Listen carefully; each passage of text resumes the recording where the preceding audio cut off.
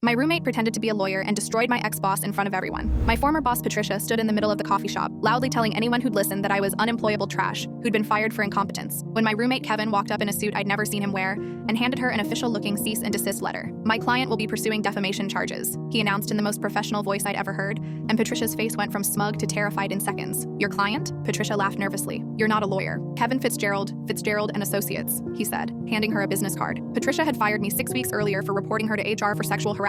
She'd been telling every potential employer who called for references that I was fired for theft, ensuring I couldn't get hired anywhere. I'd applied to 43 jobs, gotten to final rounds, then mysteriously rejected after reference checks. Kevin wasn't a lawyer. He was a bartender who'd dropped out of law school, but he'd kept his old suits, his legal textbooks, and most importantly, his absolute hatred of bullies. This is illegal, Patricia said, reading the letter. So is defamation. So is blacklisting. So is lying to potential employers about criminal activity that never happened. Kevin had spent 2 weeks preparing. He'd recorded Patricia at 3 different coffee shops, loudly telling people I was a thief. He'd had friends call for references, recording her lies. He'd built a file that would terrify anyone. She was fired for cause, Patricia insisted. Actually, Kevin pulled out his phone. I have the HR report right here. She was terminated without cause after reporting sexual harassment. You offered her 2 weeks severance if she signed an NDA. She refused. The coffee shop was full of our industry colleagues. Everyone was listening. How did you get that report? Patricia demanded. Discovery is fascinating, Kevin said cryptically. The truth? My friend in HR had leaked it, but Patricia didn't know that. Kevin continued louder. You've told 17 different employers that my client stole money. We have recordings. Would you like me to play them? Patricia went white. That's illegal recording. Single-party consent state. My client's friends called for their own reference checks. Perfectly legal. He started playing a recording. Patricia's voice filled the coffee shop. She's a thief.